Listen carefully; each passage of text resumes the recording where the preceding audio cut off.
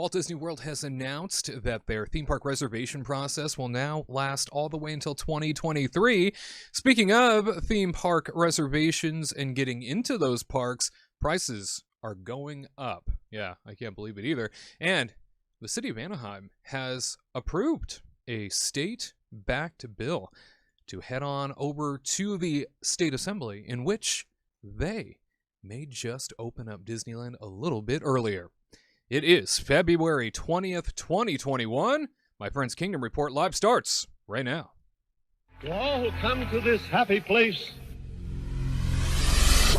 welcome.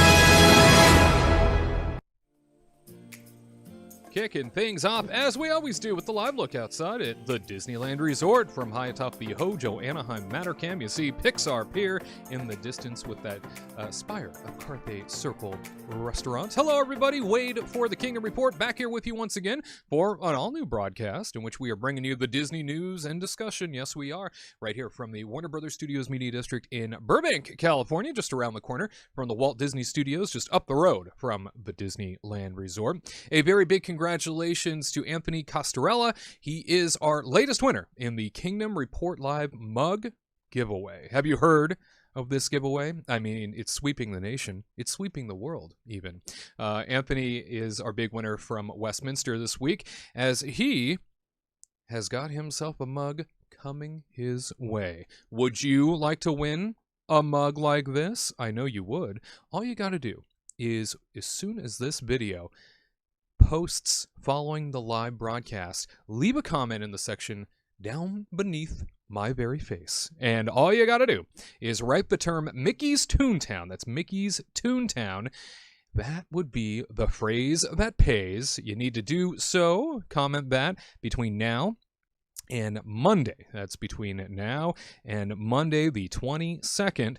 At 8 a.m. Pacific time. If you can comment that down below, Mickey's Toontown, you will be randomly entered to be potentially randomly selected in winning this very Kingdom Report mug. I know you want it. I can sense it. I mean, I want it. I don't even get to keep this. It stays here. It's on loan. Imagine if you yourself get one of these to take home. Imagine it's delivered right to your door. Mickey's Toontown in the comment section down below. And once again, congratulations to Anthony from Westminster, California for winning the big mug. And if you like what you're seeing, if you are a fan of Kingdom Report Live, make sure that you are liking this video wherever you are seeing it. If you're listening to us, make sure to rate and review, whether it's on iHeartRadio or any number of the podcast apps. We are so grateful to be a part of your weekend or potentially your long week, depending on when you are listening to this. But it means a lot that you are listening or watching, so hit that thumbs up button. Make sure to rate and review, and we are always grateful for any comments, any feedback you have that you'll leave in the comments section beneath this very video or in the podcast itself. Hey, we got some friends in-house as always to cover all the Disney Parks news and info, and today is no different. From AttractionFaction.net, joining us once again, it is Tyler Crouch, Katrina Manzone, the dynamic duo. Oh, how fun. Oh, that's us. Oh, that's us. Yeah, woo. Happy Saturday, everybody. Hello. Don't forget that apostrophe in the Mickey's Toontown. That's right. If you don't have the apostrophe, you're out. Done. It's done. Or even the T's. If you don't have those capitalized, you're done. Toontown's one word. Yep. Yeah. It's true. Don't forget. We won't hold you to it, I promise. Why is Disneyland one word and Disney World is two words? I've always wondered that too. Why is that split? Tell me, Internet. Yeah. If you know. you might just win yourself a mug also. If you can bring us that Yeah. information. Ooh, I like it. Scour the Tempting. archives. Maybe you could get a blue mug. Oh, or maybe a hot pink mug. Maybe it's possible. Oh, This or one's always fun. maybe Or a a yellow. lemon yellow. Oh, a lemon yellow. That's entirely possible. Wow. And somebody without a mug, unfortunately, but a giant water bottle in which I know he is always sipping from to stay Aw. hydrated, because that's very important during a broadcast like this. It is the man that makes the world turn, the man that usually has a pin in his pocket in which to share. It is Ooh. Producer Cristian in the production dungeon. Good day. Good day. Good day, everybody. What a delightful visit it is to be here conversing with you on a gorgeous Saturday. My friend, is there a pin, lanyard trading pin you have with us today? Of course. And since we're still in the month of February, it's still that love season, caring Aw. season. And I think every season should be caring season, in As my do I. opinion. Not that I'm jealous about the mugs, right? No, no. But I for the mean, pin little today, dig here, right just, there, just, right? just a tiny. It's all about the hearts going about with a two-parter Jack and Sadie heart pin. Oh, look how precious. Little Jack and lovebirds. Sally. So sweet. Check you out. Oh my gosh. You know what? And I love that Jack even has the pin back with the ears behind him. You see that? The See the pin- ears up there? Oh, yeah. Mickeys How all hilarious. around. Oh yeah. Yeah. See, The gotta- heart has ears. We gotta have hidden Mickeys, every now and then, even though we can't go to Disneyland. It's the least we That's could true. do. Yes, yeah. Have our hidden Mickey somewhere here in this broadcast. Well, ladies and gentlemen, we won't waste any more time. There's a lot of news to get to, and that's why we're going to dive right in to Walt Disney World news. Disney World news time. Our Walt Disney World reporter Garrett Hassel does have the week off, but that's not going to stop us from covering everything that's going on out east. No. In fact, we are starting things off with the big story, and that is, of course, Walt Disney World has announced officially 50th anniversary details to be coming your way this year, October 1st, 2021. It's a celebration that is being called the world's most magical of celebrations, and will kick off not only October 1st, but last a total of 18 months. I cannot even believe it. Then again, I can, because Yeah. every celebration seems to last 18 months. You mean you can't believe that it's not 2 years? I can't even believe that it's not 24 months. Yeah, that's what I was really going to say. But let's take a look at some of the items that Disney has pushed forth for all of us to sort of whet our appetite with. First and foremost, let's take a look at the castle overlay. We see there, just in that original shot, they're going to be adding some accompaniments, some overlays to Cinderella Castle. We know that this castle ended up getting painted last year in the, I'll call it Sleeping Beauty Castle colors, because that's really what it looks like in Yeah. person, much more Sleeping Beauty-like. And it's kind of hard to tell. I mean, there are some other shots that they have, if you are able to like zoom in and stuff like that, based on what they put forward promotional. It's all, of course, artwork at this time. It doesn't look nearly as overbearing in terms of overlay as their last major celebration during Disneyland's 50th. I remember they added a whole bunch of things to the turrets and kind of made the turrets themselves substantially larger with the tops that they put on them. At least from the concept art, it doesn't look like that here. They even changed the turrets a couple times for the 60th too. They had like some like that were clear glass, and then they like got rid of them and then put them back with like the little jewels. So hopefully they don't do that to this one. Hopefully, yeah. It looks I don't fun. remember that. Yeah, there were. I have I know. pictures. I know that they had, and that like 100 years of magic, way back when. The very celebrations that have come about at Walt Disney World have brought various decorations that some linger for years after the celebration. I remember there being that big oval shaped stained glass looking image that they had up there in front of what used to be the clock on Cinderella Castle for a number of years after. I think that was the 100-year celebration. It might have been the 50th for Disneyland, I'm not sure, but that seemed to last forever, and that finally got taken away. But the castle itself, I mean, looking very majestic, definitely looking very, very whimsical. Hopefully this only elevates what colors they originally added to the castle this past year with the Sleeping Beauty imaging. That's what I'm hoping for.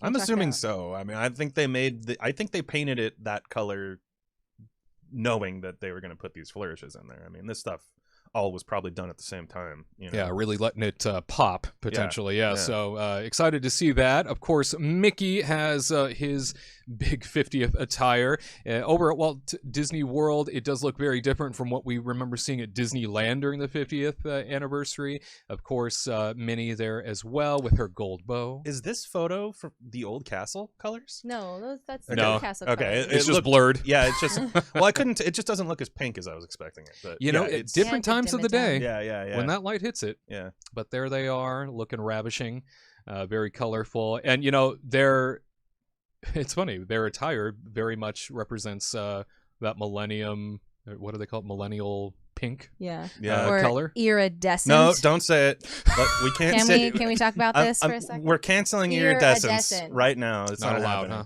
Yeah. Nope. You're not allowed to call a color iridescent. I'm sorry. That's just not happening. They owned it. They bought it. No. They're like, I own this color now. Thrown out. Yep. Oh, my. Millennial pink, just all of that. They own it. I think it looks nice though. I mean, Yeah. their colors. It kind of reminds me of like when they did their the Disneyland Paris when they had their anniversary. Sure. Didn't they have they did a what's that word? My mind just went to poo. It wasn't iridescent. No. Oh my gosh. I don't know. What Did they light the castle up, or what do you mean? No, they had costumes and stuff, and they're not rockabilly, but what's the? Oh my god. Oh, they were like Steampunk? Steampunk. Yeah. Oh my goodness. Could not. Rockabilly. Thank God you got it. But they had a steampunk with this kind of colors, right? In their A little bit. costuming and stuff. They because their definitely- castle's similar to Snow White or Sleeping Beauty. I think castle they had colors. darker blues than this. Oh, but it looks overall, nice. I but like yeah. it. It's very complimentary to I the like castle. I like Minnie's dress better than Mickey's. Yeah, but he has a tux. legit pin though. Mm. He I sure don't know. does. Yeah. I like their gold shoes though. I do too. Yeah, Minnie's got the gold bow and then the gold shoes. Yeah. Obviously, Mickey's got his gold shoes too. But I Hers was just pop. kind of anticipating, there to be more gold based on what we saw at Disneyland's 50th and it being the golden anniversary. So I think it's tastefully done. Yeah, I think looks nice. if you look at the castle though, the pinks, they have the gold in it too. So they Mhm. have no matter what, the blue has gold in it. Everything has some shades of gold in it. So I get it. It was just really nice, but It's the it's very truth. pretty. Yeah. Well, let us know what you think of Disney World's sort of imaging for what's coming for their big 50th anniversary. You see, if you're watching with us, various clips of some of the artwork coming to life and how the projections are going to be used on the different icons of the various parks, from Cinderella Castle to Hollywood Tower Hotel over at the Hollywood Studios Park. I know that the EPCOT Spaceship Earth and the new pylons out front are going to be illuminated. Sounds like a nighttime show might be happening light-wise to Spaceship Earth, and then of course the Tree of Life over at Animal Kingdom, all coming to life with a specific 50th overtone. It'll be cool to have just, I think, evening edition projections tailored to the 50th anniversary, all of which look in artwork form very nice, and typically in the artwork it always looks great. Oh, yeah. Hopefully it stays that way. I feel like you can't mess up the Tree of Life though, because they're just gonna do some firefly stuff, and it always looks so magical and stuff when they did the Christmas work on it. I don't know, whatever. I'm my mind is shot today. Let's I get your don't know. words The together. Christmas Yeah, I know. projections. Wow. Anyway, that's gonna look really cool. But when they were talking about Spaceship Earth, it seemed like they're gonna keep that forever now, right? Yeah. Once they It's a fix permanent it, it's a installation. permanent They thing. said, yeah. That's gonna look really cool. Yeah. It Yeah. needs it. It needed it, As it right? should To be, make yeah. it more magical, so people can take more pictures in front of it. Mm-hmm. I'm assuming that they're going to be using it at the end of the new Epcot nighttime show as well. I think that they're going to use kind of this new lighting package as part of that show as well. Kind of say goodbye to everybody as they're leaving Epcot for the night. So That's a Too good bad they're point. not going to Yeah. have that cool building where people can just stand up on that building and watch Spaceship Earth. Now it's going to get axed, and it's going to be one single level.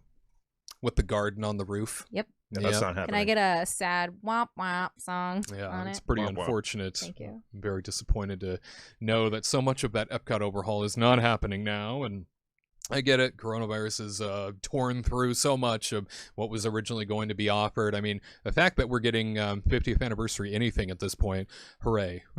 At least Oh, it's still man. happening. Yeah. At least they're going to throw something at it.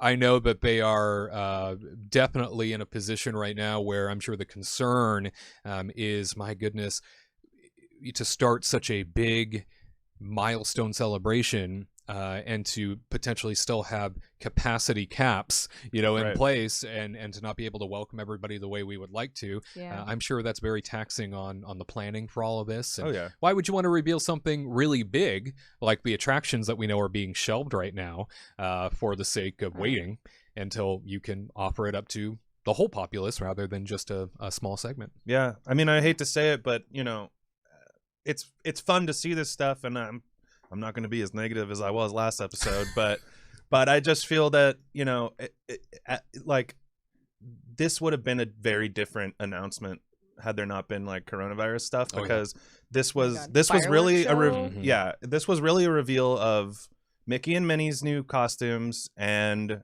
there's going to be projections on these four great pieces of these parks and landmarks of these fabulous places. Anyway, so I mean that's really all the news was, and it seemed cool when you're reading through it, and then you're like, oh, it's kind of not that much. And so that's unfortunate that obviously there was so much planned for this, and you can only do so much, because what's the point of doing this plan, right? The point of this is to bring more people in. And like you just said, if you're already at capacity, why increase the celebrations when you can't invite more people? So it's when you think of the sort of over the top spectacle that was the announcement for the 50th anniversary of Disneyland, and just how big that all became over the course of time, and how they got that ball rolling, and Julie Andrews was the ambassador of the 50th anniversary, and they brought back all these characters, and they brought a huge spectacle fireworks show to kick it off in the daytime, and they had all of these various attractions that they were rolling out in parks around the world as part of the celebration. New rides, new experiences, new shows all over the place. And here we are, sort of with Disneyland closed, and you've got Disney World putting a bunch of projects on hold. And this is an unfortunate time to have such a big milestone happen, but hey, at least there's a little something here. Hopefully you like what you see. They can't really make a lot of announcements, because then everybody's going to get super excited. If they just went out and were like, Harmonious is coming, and like fireworks are happening, and everybody, and then they took it away, everybody would be like, what? So I'm going to like hold out hope. Maybe in the summer they're going to make like a really cool announcement of like additional things happening in October. Yeah, the year is young. Certainly a lot of things can change, and as we've spoken about many times on this broadcast, a lot of variables in play as to sort of the global recovery of what's happening right now, health-wise, and everything that's going on, and how fast things can occur. So we'll see. We'll be, again, very optimistic, cautiously so, and hope for the best. Hey, in other Walt Disney World news, it turns out that according to the Walt Disney World Reservation System online, reservations to visit the parks can now be made all the way through January 14th, 2023. This indicates that the theme park company will still be using its reservation system at least until that date. This reservation system is something that I think we all knew was going to last longer than, say, the pandemic, last a lot longer than when everybody was going to, potentially be recovered from the pandemic and get back to a sense of normalcy with attendance. And now they're sort of pushing this out even further with a 2023 window in which to block out your theme park visits. I know that Josh D'Amaro, the chairman of Parks and Resorts, even mentioned that, of course, it's coming to Disneyland when and if Disneyland finally reopens at some point this year, which I know it will. But knowing that, he said, yeah, it's going to be there from this point forward, feeling pretty confident that there's no end in sight. Katrina, do you think this is one of those situations where this is something that's going to be left in place for eternity? Do you think this is something that they're never going to come back and revisit? Because this allows Disney to manage things the way they've always wanted to. Oh yeah, I mean, for me, a lot of people are freaking out by it, thinking that I don't know. I see it by both ways. Like Disney, this is what they want. They want to not control, but just know how many people are going to be going there. So then, if they do their their price fluctuations based off of weekends versus weekdays versus holidays, they know how many people already have certain days booked, so then they can jack up the prices, supply and demand, and they can like jack it up like earlier if they have like certain spots left for like single day tickets and stuff. They can like make money. Yeah. I don't know how they're gonna do it with the whole park hopping thing though, because like how can you keep caps on people if you make your reservation for like Magic Kingdom and then you go to Magic Kingdom, but then you like, you know, you park hop to Epcot or whatever. I don't know how they're gonna be able to like handle that. I guess, does that make any sense? Because I mean, I know that they're trying it now, right? Yeah, and so they're like, allowing it, but I'm sure that dipping their even that's toes capped, in. right? They probably will limit how many people can even do that. Yeah, because then if So- you made reservations, like you can go to Magic Kingdom, but then if you leave, are you able to like come back to Magic Kingdom because you already had a reservation for it? And if they've already capped it, anyway, there's like a lot of what ifs. But 2023, I feel like they're going to keep it until 2023 just so they know how many people are going. Mhm. They can get rid of it at any point. I mean, they're supposed to come out with a genie, and look what happened to that. I mean, Oh yeah, the Genie app. That yeah, never- that's Forgot right. about that. that. Never happened. Yeah. That never happened. I think they took all their money and resources and put it towards this reservation system for like all of this coronavirus stuff. So, because I thought the Genie was supposed to handle all of that. Yeah. Like reservation systems, dining, and all that stuff. Plan So- your day, right? Yeah, so maybe they'll transfer it to the Genie in 2023. I don't know. Good point. Yeah, I mean, I don't know. I think they're gonna keep doing this for the foreseeable future. Obviously, I don't think it's gonna be that big of a deal, though. I feel like people shouldn't really be worried about it, if anybody is, because I mean, if you think about it, when you make your plan for Disney World anyway, you're already, you know, you're gonna do your fast passes well ahead of time, you know, regardless. So, you know, 60 days ahead of time, you're already gonna know you're going to Magic Kingdom. So. Yeah. I don't think it's that big of a deal. I don't think most people really do go to the parks without making Fast Pass Plus reservations first. So I mean, at this point, obviously there's no Fast Pass. So this is I guess this is the only way they have to see which park you're going to right now. However, I'm thinking maybe when Fast Pass does come back like full force, they can stop this reservation thing, because that's sort of the same information to them as it is as if you just reserve a park, right? Like they already know you're going to be going to Magic Kingdom if you're going to reserve Peter Pan, you know? So, but if you can't do fast passes right now, this is the only thing they got. So, you know, we'll see. Hopefully when they bring fast passes back, they'll get rid of the reservation thing. But, I just don't even think it's really that big of a deal, to be honest. It's the capacity is going to be the capacity no matter what. Even if they got rid of the reservation system, you're still going to have to deal with the capacity, I feel like. So, you know, the capacity is the real problem, not the reservation system. I'm not that worried about it, but it could be around for a while. It could be. I mean, I definitely think that it's something that when capacity is allowed to return to pre-pandemic levels, you know, reservations probably won't be that big of a deal because you'll be able to get pretty much whatever you want all the time. However, this will no doubt play into Disneyland reopening and Disneyland's future, I think, a lot more than Walt Disney World's future. Oh, yeah. Disneyland having this That theme one, park it reservation. needs it. Yeah. Disneyland needs it. Oh, yeah. Desperately to Yeah, like and know that's- who's going to go to which park. And that's unfortunately why they had to get rid of the pass holder program too. But Sad. yeah, you know, and I'm even seeing. I was scanning through Facebook today, and I'm even seeing annual pass holders over at Universal Orlando are starting to get upset that that there aren't park reservations for those two parks, because every single weekend they get to capacity, and every single weekend there's long lines of people trying to get into these parks, showing up at City Walk, not being able to get in, you know, seeing these long lines. And it's actually kind of more dangerous if you think about it, because you have all these people showing up, waiting in line, standing around each other, you know, waiting to get their temperatures taken, you know, whereas if it would have been if there would have been park reservations, all these people wouldn't be showing up, getting in each other's way, you know, getting temperature checks just to go stand in City Walk while they wait for the parks to reopen again. Like, so I actually think, for me, I would much rather have a reservation system in this day, you know, with Corona going on and everything like that, than just have it wide open. Because I mean, even when I stayed there back in October, there was a morning where, oh man, we had to wait in this massive line, and it was crazy. And it was just like one of those things where if we had a reservation to this park, it wouldn't be so bad. So I personally like the reservations, and I hope they kind of stick around until this capacity problem is taken care of. Yeah, I don't see a problem with it either. Yeah. I think that theme park reservation system allows for Disney to control the madness to a certain degree. Again, back with like Disneyland, knowing that this is probably going to play much more of a role with them than Walt Disney World long term.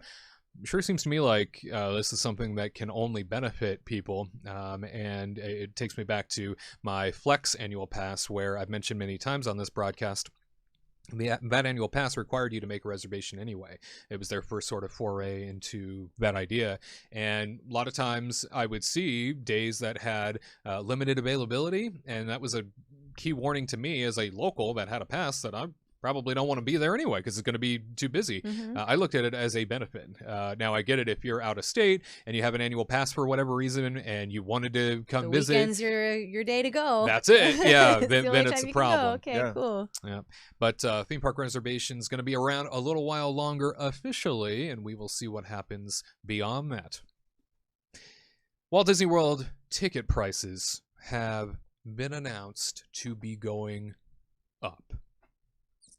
Yep, you heard me right. The average single-day ticket for 2022 will now cost $134.79, a $4.24 increase over the 2021 average, and a $7.51 hike over the 2020 average. Now, we need to make sure everybody is aware here that Walt Disney World ticket pricing is based, and we kind of mentioned this a little bit earlier in a different form. Walt Disney World ticket pricing right now is based on the day that you go. So if you're going on a day that is really in demand and really busy, you're going to pay the most. If you're going on a day that has no demand, is really quiet, and is not popular at all, you're going to pay the least. However, this ticket price upgrade, if you will, I use that term loosely, is now officially going to be in the works for 2022, officially something people are going to have to deal with as ticket prices now will be going up. We were seeing pre-pandemic Disney Park, Disneyland, Walt Disney World ticket pricing going up sometimes twice a year based on, obviously, demand, right? So this, they held off in this pandemic era until now next year where we'll see this increase officially. Can't say that I'm surprised, Katrina.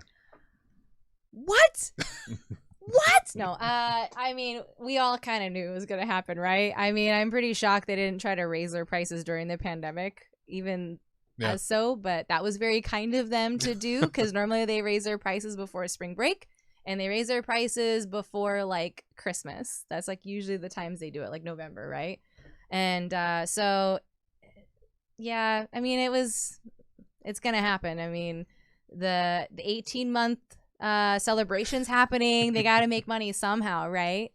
So yeah, I mean, it sucks. They know, but they know, so they know like people are gonna come for it. So, and then like plus they're gonna have like Ratatouille happening and like a couple of new extra things, so people are gonna pay for that happiness. It just sucks that they're kind of gouging for these, and like a lot of families can't even afford it, and so now they're kind of just making it for the rich families to go. I mean, I can't imagine how much it would be for a family of 4 to go for 7 days to stay at the Walt Disney Resort when they're taking away the bus system for the airport. They're getting rid of like all these other like little accoutrements, even like the stupid magic bands. They got rid of the magic bands to stay at the resort. So it's just like a bummer because now you're paying for your ticket and you can get like a free little card, you can use it to swipe and you get a cool little, whatever. Or you can pay $20 for a magic band. Or if you stay on the resort, you can pre-purchase a magic band. Sometimes they have they're less expensive, like $10 or something. So it's just a bummer. That's a good point. Things that used to be free. And now they're just like raising and taking away stuff. And it's just, it's just like a total bummer. But I mean, I get it as a business standpoint, but I feel bad for like the family of 4 that have been saving for years to go on this like 1 week vacation, and then now it's like $7,000. I think it's also worth pointing out, by the way, that hotel prices since they reopened are also higher than they used to be. So it's something that I think went under the radar, but hotel prices per unit are substantially higher than before, and I'm sure there's probably a business reason for that too, but it's something that I definitely noticed in our last couple of trips out to Walt Disney World. If you're staying at a Disney Resort hotel, even in the off times, right? Because they've restricted capacity anyway. So Yeah. every time you go is now considered like an off time. Those hotel rooms are still, more expensive than they were pre-pandemic. I mean, they are redoing some of the hotels, so they got to make up money somehow, right? They're redoing the Polynesian, then they're going to do the Contemporary, and then I heard they're doing the Grand Floridian, so they're kind of redoing that whole trifecta hotel area. The flagships. So, so I mean, they kind of needed to, because Grand Floridian was not the flagship anymore. It was in desperate need of repair. I just hope that they keep it classy. Mm-hmm. And so with the Contemporary, because I've heard like really weird rumors what they're going to try to do for the Contemporary, like Incredibles or something. And I'm like, stop. Like, keep it. I like the Incredibles. Don't get me wrong. Don't hate on me.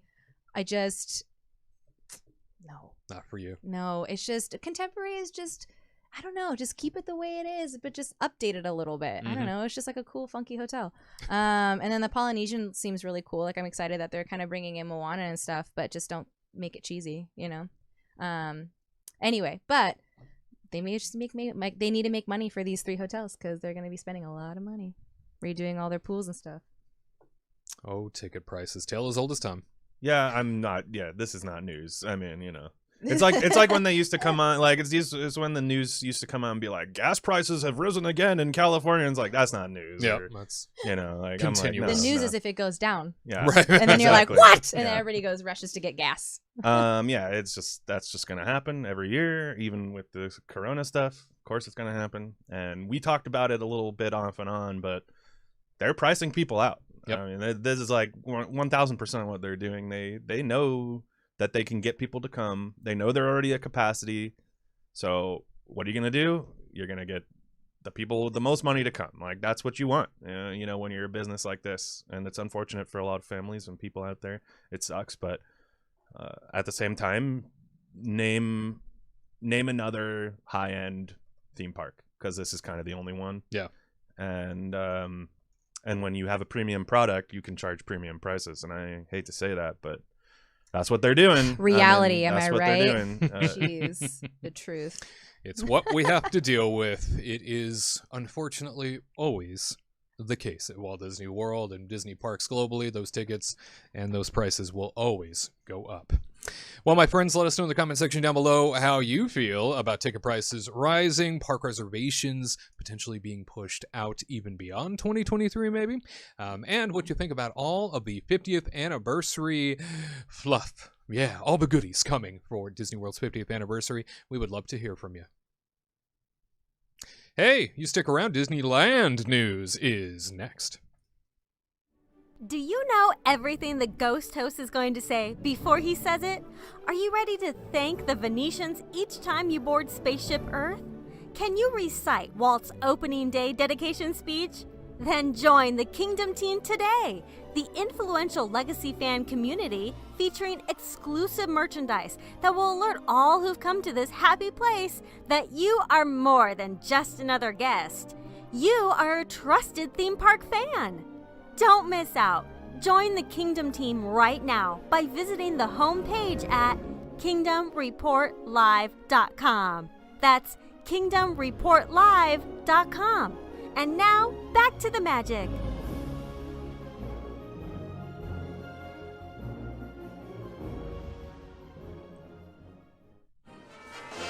Can you believe it? I can't. It's Disneyland news time, covering all the headlines coming out of the West Coast theme park, the original Disneyland.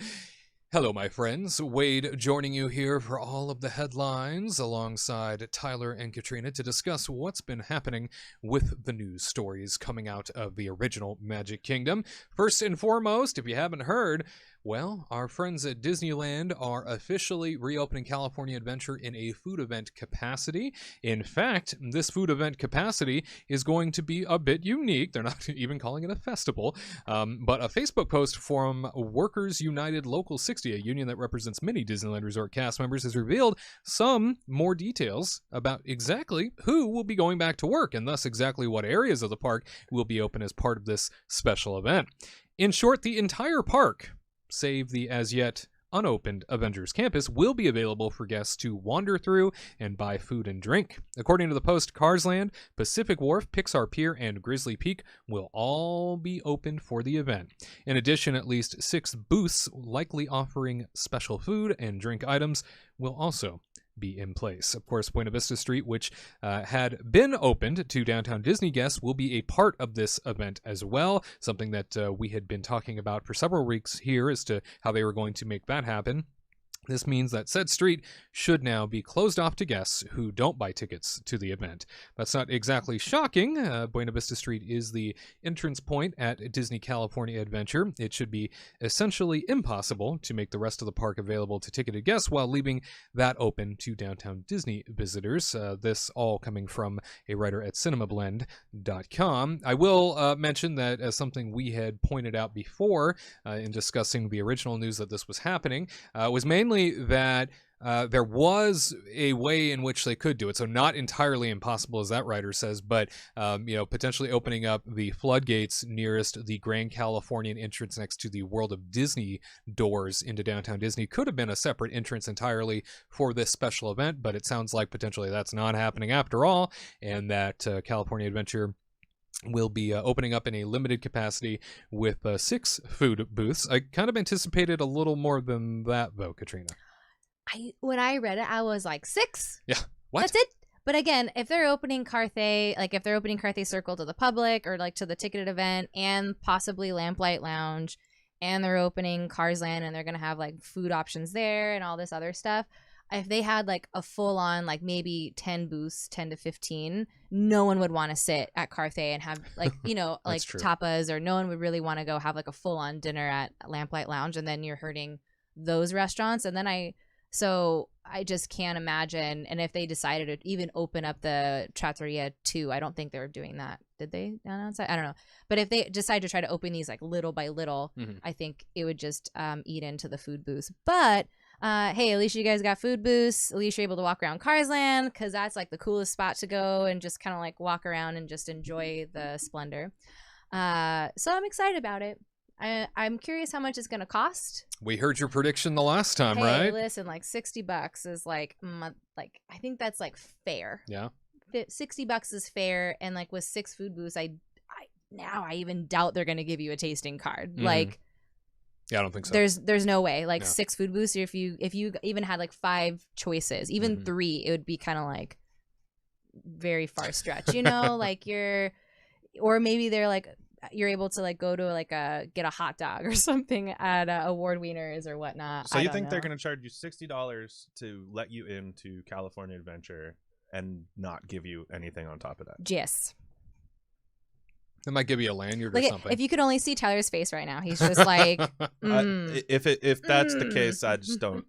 I mean, they're going to get people to come, but maybe their goal is to try and get people to stop coming over and over again, because that's what I feel like this is going to do. Like, also, people are going to come once or twice and then be done. Sorry, go ahead.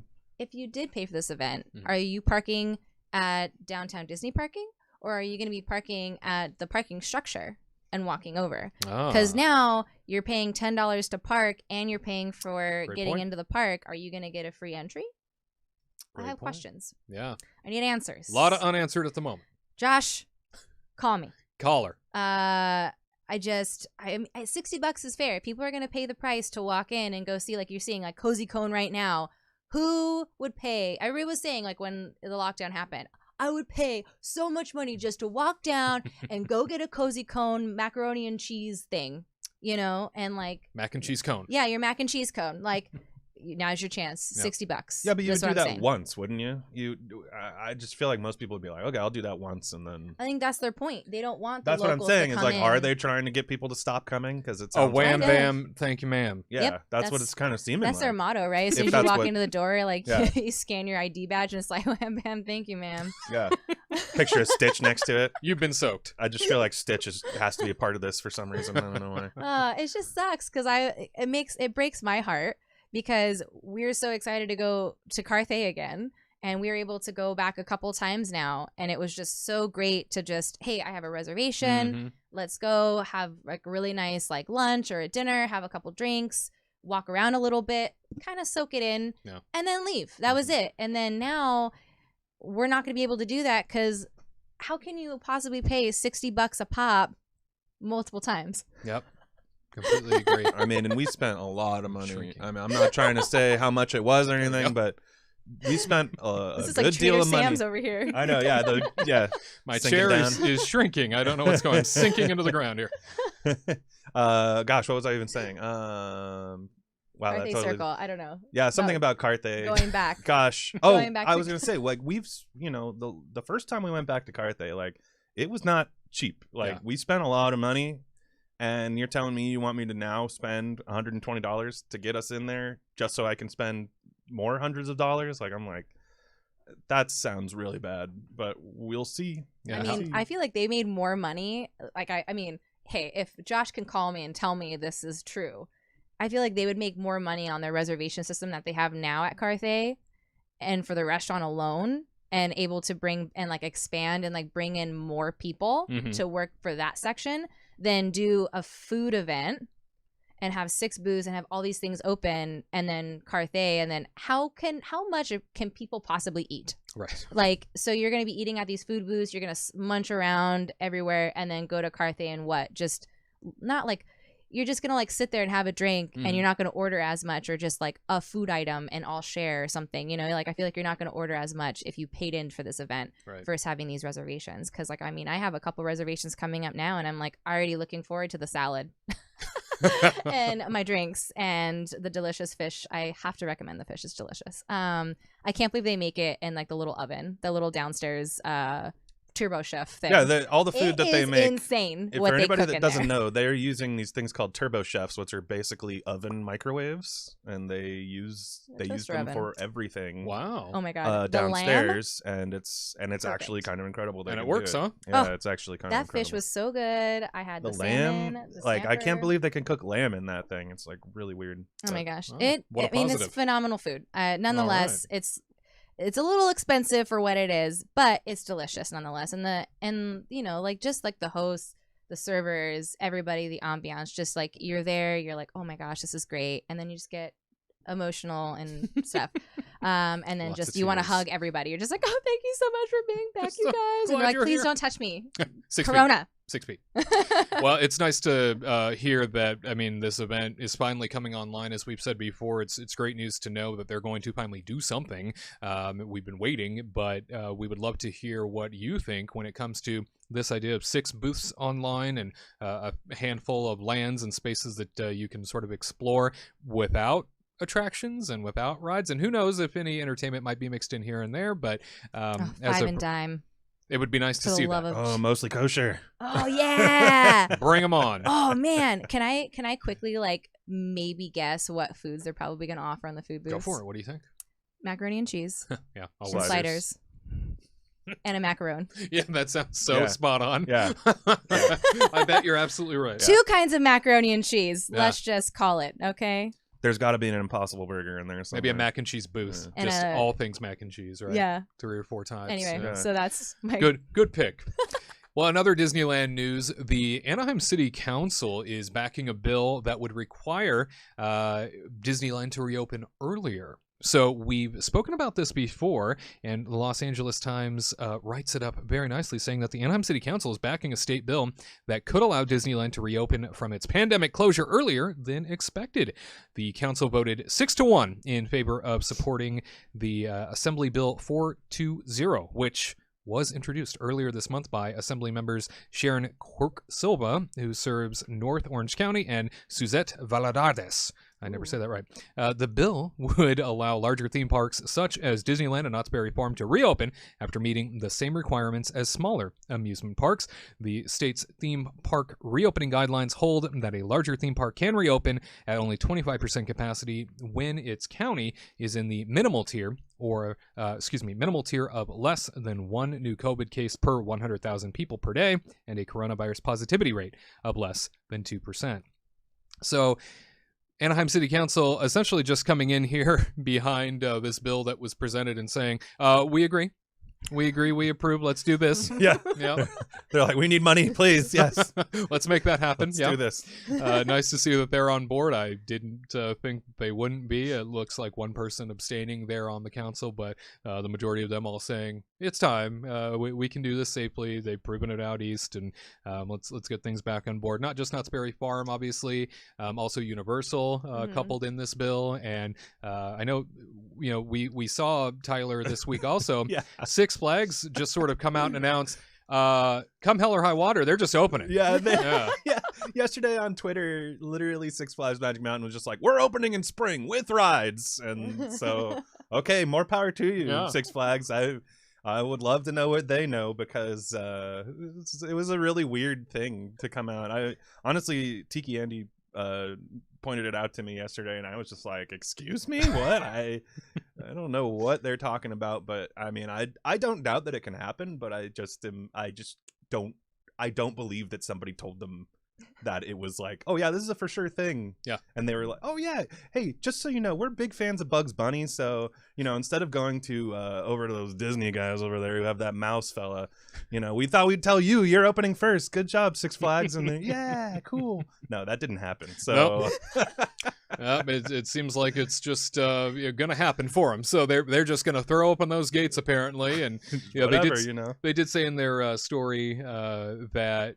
I guess it was one of the vice presidents from Six Flags was mentioning that they're working on hammering out specific dates for California, Canada, and Illinois or something like that. But at any rate, they're working on hammering out those dates specifically, but that they're opening.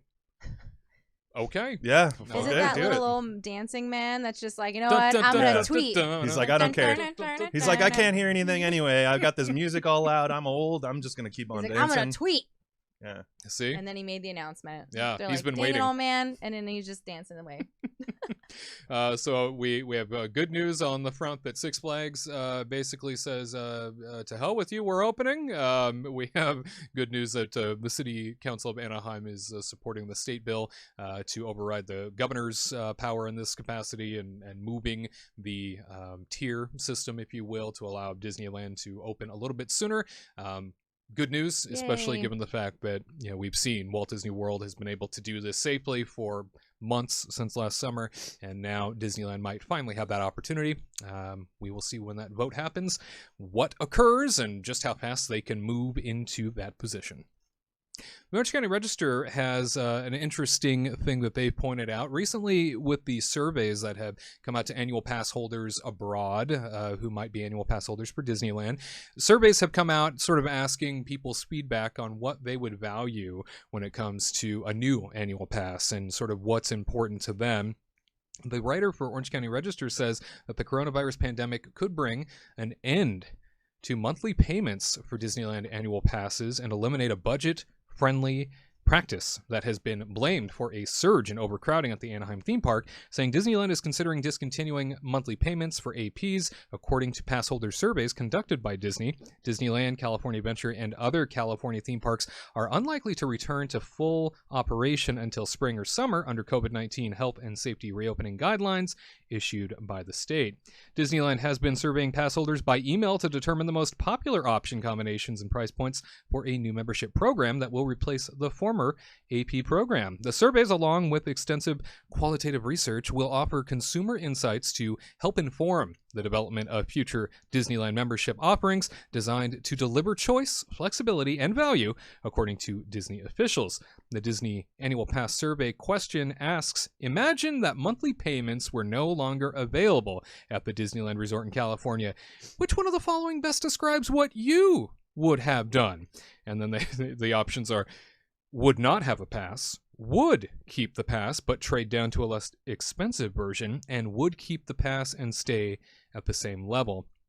So this is something that the majority of people, it seems, or close to, I think, almost half of annual pass holders have the monthly payment plan, right? So when the monthly payment plan was installed for annual pass holders in Southern California, and we need to remind everybody, about 1 million plus people have annual passes for Disneyland, or I should say had, in past tense now that they've wiped the AP program away. But now we look at this and think, wow, this is something else. We are now in a situation where potentially they could just eliminate that entire payment plan system. And if they do that, we would then see, I think, a huge elimination of a big part of the problem, which is the majority of people using that to their advantage. And that was causing the overcrowding, just like the story says. Do you imagine? I mean, we all talked about this while I was working for Disney, and I would hear executives talking about this all the time. But the biggest problem is the monthly payment program. Mm-hmm. And if you eliminate that, you eliminate the problem. It's a huge chunk of revenue, however, that they would get monthly, that would just come flooding in every month. So that's also something to be considered. But do you think that the repurposed plan, Tyler, that comes back online eventually, going to have a monthly payment plan or not? Yeah, I mean, I would be kind of surprised if it did. Especially because it doesn't seem like it's going to be your standard kind of annual pass type of program. There's definitely going to be some type of differences here and there. You're not going to be able to go I don't think there's going to be any choice to go 365 days a year. But we shall see. Yeah, I mean, we talked about this last week. I talked a little bit about it earlier in this episode. I think they're clearly pricing people out, and they're going to keep doing it. And this is what they kind of briefly touched on a little bit, even before coronavirus hit, that they were considering getting rid of this monthly payment thing. And now I don't see how there's any choice but to get rid of it. I mean, and it's unfortunate. I just made this point, moments ago, but this is a premium product with, premium prices, and that's what they're going to be doing. I mean, it sucks. And I feel bad for the people who can't go and enjoy this stuff, who maybe used to be able to, but that's just unfortunately the world we're living in right now. If you think about it, in a lot of things, not just theme parks, we've had to give up a lot this year. And I think we're going to see some people having to give this up. I think so too. What about you, Katrina? I have questions. Mm-hmm. Where did they send this survey? Like you said, it's like outside people, right? Like people that don't live in Southern California got sent this survey? Well, it sounds like it got sent to a variety of annual pass holders, so not necessarily. Because I'm curious outside. If they targeted people that were outside the zip codes that did the monthly payments, because at that point they would have to pay in full anyway. So then they're not really authorized to like say, oh yeah, if this was a monthly payment plan, yeah, I'll keep the same path or pass. No, I'll go down to the next pass, or I won't do a pass, because if they've already paid in full, they don't know what it's like to have a monthly payment plan. Mm-hmm. So they actually like sent this survey to the people that actually were in the zip codes and did the monthly payment plan. I'm sure they got a lot of feedback about getting really mad about getting rid of the monthly payment plan. And I never used it. I always just paid it outright because I was just like, we couldn't use it. Because we had premier passes. Premier passes no, even before that though. Before we had the premier passes. So like when I was like a normal person, before I even knew we were going to go to Disney World, and then I was like, I don't know, I don't know. So normal. Should I get the monthly payment plan? I'm in the zip code, whatever. And I was like, you know what? Just take my money. Here's my credit card. Just do it. If I want to go, I know I'm going to go. Just do it. But I know there's families of 4, like I'm going to stick to that number, families of 4 getting 4 annual passes, living paycheck to paycheck. And now they're trying to bring a little bit of happiness to their children. Yeah. And now they can't, because their monthly payment plan is gone, and they can't really shell out like $4,000 for their family all at once. If they could do it within a year, that they could do it within a year. But it's just, again, they're pricing people out, and it sucks because these kids, these kids want to see happy. The parents want to see their children happy. They want to take them on the weekend to go do something, get them out of the house. They're able to run around and play, and now they're not going to be able to because, or they might have to just get the lowest pass they can, whatever that they can afford, and then have blackout days and stuff, and then deal with it. But man, yeah, they kind of needed to do it though at the business standpoint, because I mean that's too many people. If they maybe might get 1/5 of the people, like out of the million, they may get 1/5 to pony up the dough and just pay. Yeah, and who knows how expensive that new program is going to be. And, because it's obviously going to be a premium, and it's going to be capped and much smaller than this last time, this pre-pandemic level. And I know that certainly with the payment plan, it allowed access for almost everybody. And I think that was one of the nice things about it. But at the same time, you would see on many days Disneyland just completely overwhelmed. Disneyland just wall-to-wall people. And, to a certain degree, I'll even say that, and this is not meant to be a slight at anyone or any group or any people that can or can't afford an annual pass. It is a luxury to be able to afford theme park tickets. It is a luxury to be able to go to a place like Disneyland. Tyler says it's a premium product. Absolutely. Yeah. It is a premium product. However, one of the things that was standing out to me over the last couple of years, as you were just seeing an overwhelming amount of people weekend to weekend at Disneyland that would just come in on the weekend with their kids just to have fun and go play, it did over the course of time feel like Disneyland was being overrun. It wasn't all that fun anymore because you were just bounced around between crowds. Yeah. You were waiting an hour and a half to get on an attraction. Everybody seemed... Not everybody, I guess. I'll rein that back in. Most people seemed frazzled in that environment because it is very overwhelming. It is uncomfortable to a certain degree. You couldn't get into a quick service dining restaurant if you wanted to. That wasn't going to make you wait 35 to 40 minutes outside just to get in to get your plate. There was a lot of things stacking up, and it was taxing the infrastructure. And then don't even get me started on the poor people that were trying to come in on the weekend that didn't have a place to park because all the parking was taken by 10 a.m., and there was no place to go. And so you were circling the city of Anaheim, and the police were just telling you to keep going, keep circling. Or the until hotels something would opened. bust out their signs, be like, you want to park here? $25. Got a little extra cash, you can park over here. It's just one of those things that over the course of time, it almost feels like Disneyland became less special because absolutely everybody could have access to it. Absolutely everybody could be there all at one time.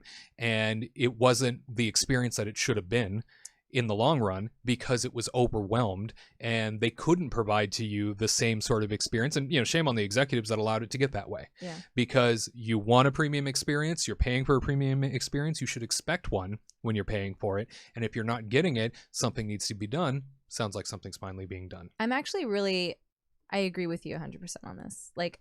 Fridays were the worst. I think we really didn't like going on Fridays just because it was Friday night. Locals started coming. It was just getting too much. It was just way too busy. And then we would always try to go on even Saturday because the passes were blocked out and we had the 365 pass. So we just would show up on a Saturday and it would be okay. And then Sundays were just out of the question if they're for locals to come. I think some people are forgetting how bad it was. I mean, it was like a Friday night, a Saturday night.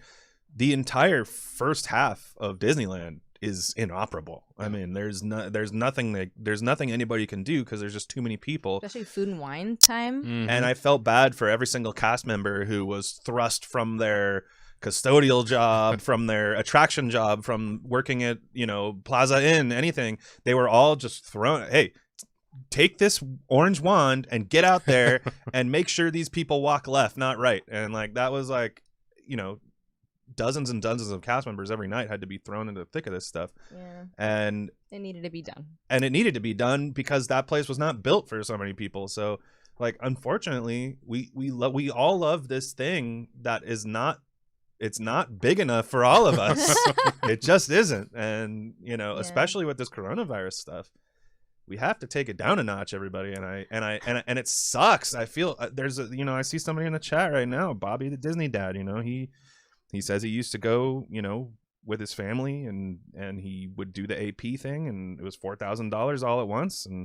But he understands now why that can't happen. So, I'm with you, Bobby. It sucks. It's one of those things where we all got so used to this that now we feel like it's our right. But and I hate to say this, and I know people are going to be mad at me, but it's not our right. We don't have a right to this. It is a luxury. Yeah. And so, this is something we need to pull back on, and they need to pull back on. Somebody on this. Sure. I'm watching Once Upon a Time again for the 20th time. all magic comes with a price. Oh, Can we- very nice. It's true. It's the truth. And I'll tell you that, with that quote, Disneyland, you think even outside of the people that have those annual passes, even outside of the million plus that have the passes that were going every weekend, think about those poor people that were mixed into that spent 10 grand on a week, coming to Disneyland, staying at those ridiculously priced hotels. Imagine like the getting those Grand tickets. Californian. Let's just say they stayed at the Grand Californian for a week and bought park hopper tickets. Wasn't fair to them either. And they were going during like Christmas week not Christmas week because they're blocked out. Yeah, but like going on like a crazy weekend on a food festival. Yeah. Like, And it's even worse. Way They too much. they made a mistake they incentivized you to become a local annual pass holder. Like they made it so that it was easier for you to go about your day than even these people who, like you guys are mentioning, spend thousands and thousands of dollars going to Grand California and staying for a whole week. These people who come in from out of state, they have the locals have a leg up on them. Like that's just how it is, and that's just not fair to all these people who come in from out of state. And I just and even their Max Pass program, thank God they brought that, because that kind of gave, because a lot of annual pass holders didn't have Max Pass. You can you could have upgraded or something for a certain amount of money to like put it on your pass, and some might have not done it because they'll just I'll just show up in the morning and just grab one for free.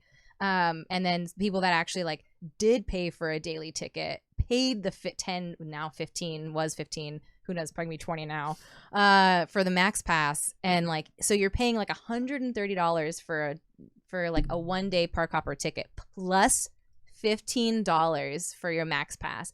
But then $15 per person. Per person. And then and you're staying at the Grand Californian. Mm-hmm. Oh my gosh, poor credit card. It's just like crying, Disneyland, you're absolutely right, created needed. this problem. It was needed. It needs to go, like, so they can figure it out, because they want people to stay at their hotels. Maybe if you like brought down your hotel prices, annual pass holders might want to stay there, and you actually give them a good rate, so you can like make up money that way. Something I affordable. I feel like the people in the company need to work better together too, as well, because you're saying, like, you heard it over and over again from leaders that, like, well, this is a big problem. All these, the people coming in and having the monthly payments and stuff. This is like way too bad. This is affecting our infrastructure way too much. And then on the other side, you have a couple idiots yelling with megaphones saying, "Hey, but come and get some buttons this week," like, so it's, it's like, it's like they did this themselves, like you said, because they were going from both ends and they were trying to make every single person happy. And now we've hit this dead end, of a coronavirus thing where we're finally realizing, okay, we can't make everybody happy. We need to take a step back. We need to do this the right way. Sounds like a spoiled brat. Like, we're the annual pass holders are spoiled. Like, no, spoiled I think it's the opposite. And the parents are like the executives that aren't speaking. So there's like the mom and the dad, and like the mom is like giving them whatever, free buttons, whatever, to make you smile and happy. And then the dad's like trying to crack down the whip, being like, okay, we're raising prices. You're not going to like it. Hopefully you guys leave. I don't know. Leave the house. Get out of here. And the then day of reckoning is finally here. here. 30-year-old child still wanting a free button. And then we're just like the grumpy, like the annual pass holders, like the grumpy people, because they're not getting what they want. But I don't consider myself one of those people, though, because I don't care. I'm happy they're doing this stuff. Like But there's other people that are not happy about this, but because they deserve it, because they're local. They paid for this. No, I know. And like, you said that we sound like the spoiled ones, though. We And I'm like, I'm not lumping myself in like that. Legacy pass holders. Okay. I'm okay. What a You title. lump yourself in with those people. I'm not. Well, this conversation, this could go on forever. It's certainly something that Disney has to fix, and it looks like they're trying to now. It's finally happening. So let us know in the comment section down below what you think that's most important. Are you somebody that visited Disneyland from the outside with the big spending out-of-town tourist, and you're thankful to hear that annual pass program, as we know it, is going away, and maybe monthly payments are being eliminated, thus eliminating an even bigger subgroup of that pass holder program? Or are you a annual pass holder who's very upset because there's a potential you're going to lose your monthly payment plan? Let us know in the comment section down below. We would love to hear your perspective. Hey, it's time for the Disney list. Disney list time is here, and today it is all about the future. That's right, we are talking about Tomorrowland at Disneyland, and specifically what we would change about Tomorrowland at Disneyland. We know it's not even open right now. We know that park isn't even in a place where we can visit it. However, Tomorrowland, of all of the lands inside Disneyland Park, definitely has room to grow in terms of how it could be resituated, reconfigured, redone. There's a lot when it comes to Tomorrowland that can be looked at and reviewed and possibly touched up. So, knowing that, and knowing that Disney has time right now, I was hoping we might be able to check in with Tyler Crouch and Katrina Manzone about some of the things they would do to change Tomorrowland at Disneyland. And Tyler, why don't we begin with you? It's a place that has some tight quarters, definitely one of those lands where it can feel very claustrophobic based on the time of day. What would you change?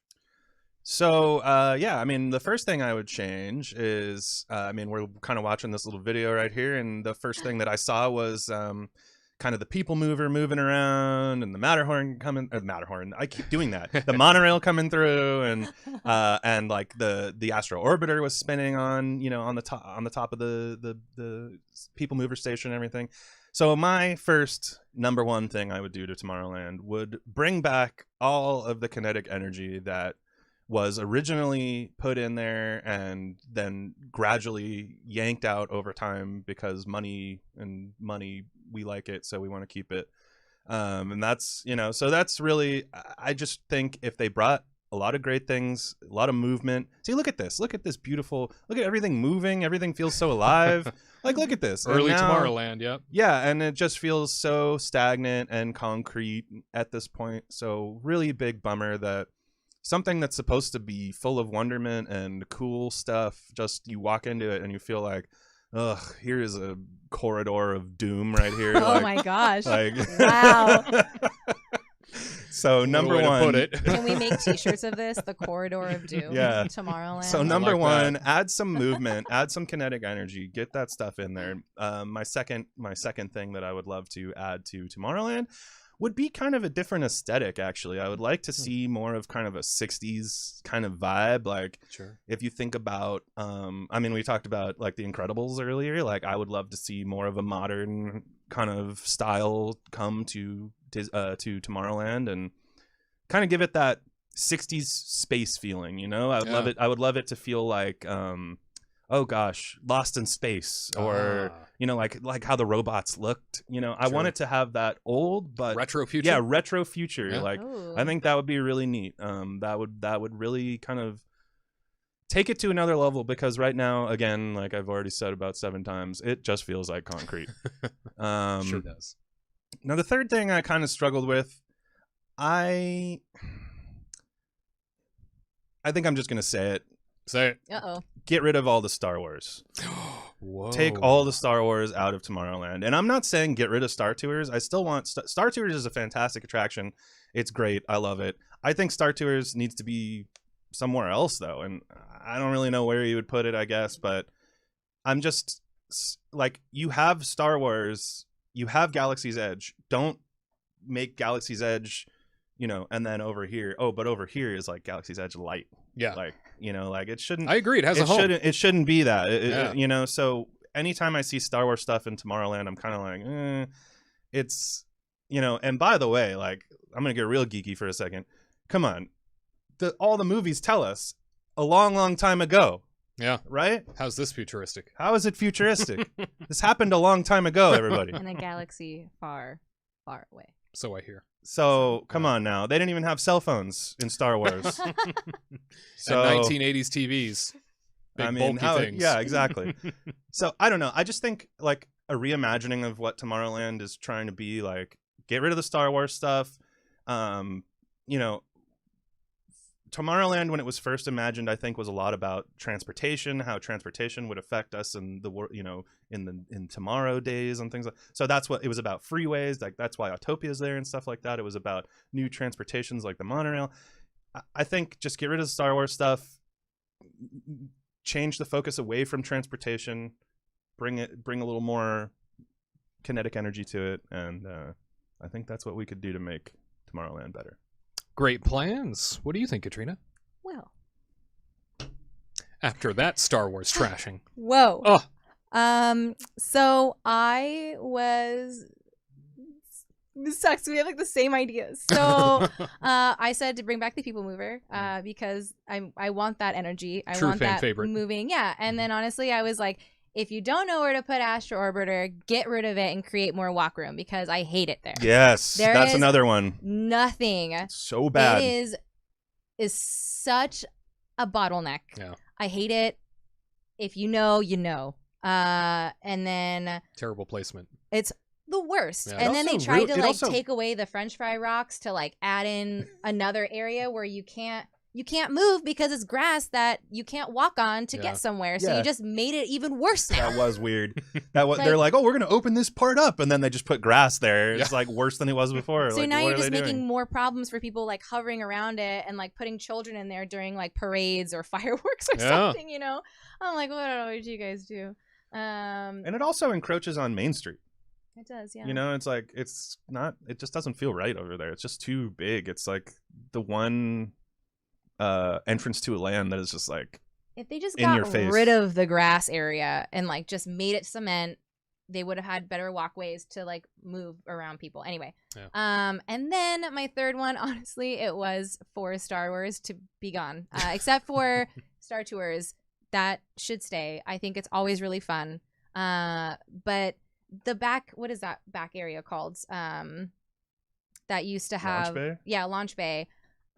Make it cool. Yeah. Stop with the Star Wars stuff. There's like 2 levels in there, and it's just Huge building. it's massive. And Yeah. like think of something that you could do of something for the world of tomorrow. Like anything, any kind of cool new. It could be like a museum of like things that people thought of that could possibly happen, or even like how they're going to be doing Spider-Man and like make like a little video montage of how they put together Spider-Man and like all the cool technology that they've tried to create, and then make it like a little 15, like a not a 15, but like, you know, like a minute reel so people can watch it and then keep walking. And then I don't know, things that create like you know, something with Tesla, maybe, I don't know, something like cool technology stuff that people can walk through and be like, that's really cool, like, Yep. you know, kind of stuff, like a little museum or something. Get rid of Star Wars and like that store, knock it down, get rid of it, make it something else, because I'm so sick and tired of like seeing there's Star Wars everywhere. And I love Star Wars, don't get me wrong. I'm like poo-pooing on like a whole bunch of movies today. I'm like Tyler last week. But it's just rubs off. I know, but it's just like it's too much. So they have like the launch. It has a bay, home. Put it and in its home. Yeah. Put it away, and then Especially if they're going to be getting rid of the whole Galaxy's Edge story now. Just put it all over there. yeah, Like, if they created some kind of cool store of like the world of tomorrow and like had some like cool like retro merchandise for Tomorrowland, people will buy it. Yeah. So do it and get rid of Astro Orbiter or put it up somewhere I would out say, of people's way. I would say amen to Astro Orbiter. Move it out of the way of the front of the land. It gridlocks everything, especially during parade time. For the Interventions building, the Star Wars launch bay, as it is, you know what? Use the top level as a table service skyline dining restaurant. Like Space 220. Yes. Turn that into something space related. Bottom level, turn into Carousel of Progress Part 2, where Ooh. the Carousel of Ooh. Progress leaves off in Walt Disney World. Have it pick up in Disneyland. oh, that'd be pretty amazing. Right? Yeah. Because I think you can always shoehorn in more shows, certainly capacity gobbling type experiences. Carousel of Progress is a beloved sort of attraction. Therefore, I think paying homage to it and having that as part of Tomorrowland and looking into sort of the next decades and sort of picking up where the other one leaves off would be really awesome. And then on top of that, I agree, move Star Wars out, and then you know, you can come and throw your rocks at me if you want to. It is time to remove the submarines. It is time to figure out something to do with that space No. that Mm. is not claustrophobic and uncomfortable and has much more bang for the buck. It's really what would you tough. do though? What would you do? It's a big space. Yeah, There's it's a lot huge. that could be done. You know, Oh, and but if you it's still just want to so go with the underwater theme, beautiful. great. but the subs itself cannot Oh my continue. gosh! Can we have like a tunnel where you just like walk through it? I would prefer that. I would pay. I would rather have that than the submarines. I hated going on the submarines. I would prefer But I do that. love the aesthetic though. I do think it's really pretty. But if we had like a tunnel where you can walk through and see stuff, that'd be really cool.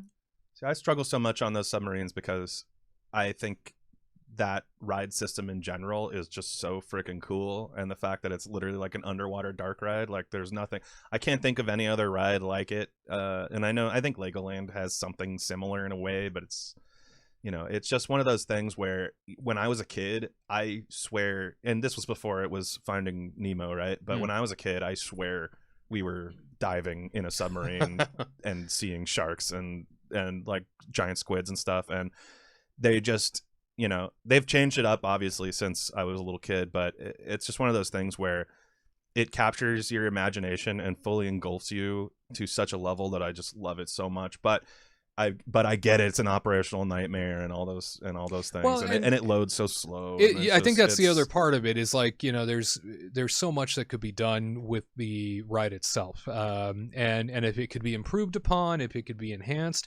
okay, you know, I'm willing to keep the subs around, because you're right, it is incredibly unique. It is something that captures the imagination of every child that gets on it, and that is what Disneyland is all about.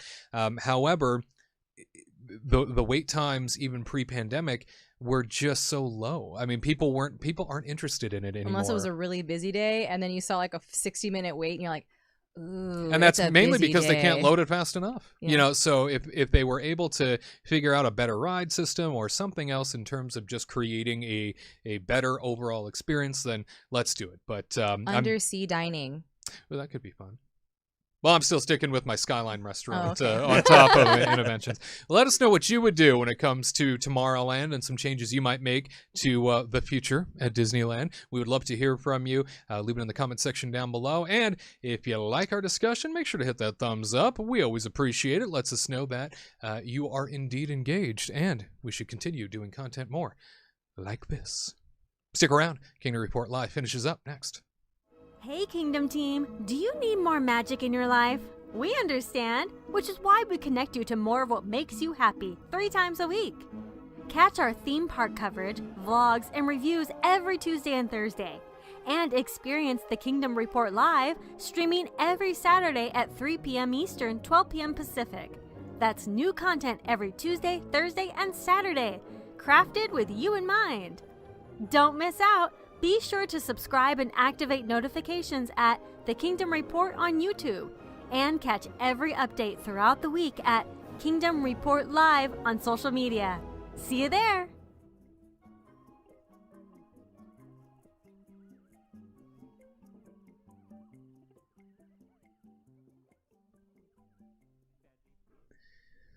And we wrap things up by reminding you that if you're somebody who would love to get your hands on a Kingdom Report mug, you can do so by leaving a comment beneath this video. Just as soon as comments become available after the live broadcast, you can put Mickey's Toontown in the comment section down below. Once again, Mickey's Toontown in the comment section down below in order to win yourself your very own Kingdom Report mug. And once again, a very big congratulations to last week's winner, Anthony Costarella of Westminster, California. If you want to win, you must put the phrase that pays in the comment section down below. So we look forward to seeing that. And again, you have until Monday. This broadcast obviously happens live on a Saturday. You have until Monday, the 22nd, until 8 a.m. Pacific time in which to leave that comment in order to be randomly selected. Well, that about wraps things up for us here today. Hopefully you enjoyed yourself. I know I enjoyed myself. It's always a great deal of fun being here with you. Tyler and Katrina, any closing notes? No, not much. I mean, I think Monday we're going to Carthay Circle again, so that should be fun. And so on my little Twitter there's there'll be some photos and whatnot. So go and check that out. Of my salad at Attract and Faction. my fish. That's what's going to be on the Twitter. Your microwaved salad and fish. Wow, that's a really way to put it. That's a good way to put it. I know. Scrumptious. Excuse me, it's a Turbo Chef. Yeah, I was going to say, what's it called again? A Turbo Chef. Yeah. But yeah, it's one of those things where you learn what they're doing, and you're like, that's surprising. It's so good, honestly. Yeah, I was going to say, if it still comes out okay. Oh, yeah, I mean, it's that salmon and that snapper, I was like, this, what? Totally worth it. Okay, cool. Yeah. Oh, that lamb was medium? perfect. Cool. It was Happened. crazy. We had like 2 lambs and they came out perfect on 2 separate times. Oh. So I'm like, well, you know what you're doing here. All right, Outstanding. Andrew Sutton, I'll back away. Live and learn. I'll back away. I won't fight you. Okay, you don't need an oven or like a stovetop or anything. You just use a Turbo Chef. Get your Turbo Chef. So, listen, college students, Turbo Chefs. Ask your parents for one. Yeah, they're only thousands of dollars. So get yours now for a low price of thousands and thousands of dollars. Nothing more appropriate for your dorm than the Turbo Chef. That's right. Great sales pitch here today. Well, my friends, as always, an honor to have you right here with us, to have you as part of our weekend. It means so much. And if you listen or watch beyond the weekend, again, thank you for taking the time out of your life to experience this. If you have any suggestions for us, any questions, comments, concerns, KingdomReportLive.com is where you can send them, or, of course, leave it in the comments section down below. We always look forward to hearing your feedback. As a reminder, we will be back with you next Saturday at 3 p.m. Eastern, 12 p.m. Pacific for an all-new Kingdom Report Live. And remember that the legacy of Walt Disney World lives on because of people like you and me. See you next Saturday.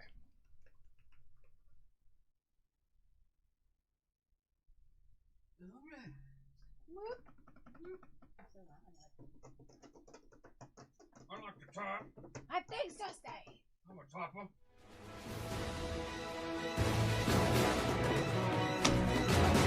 Thank you.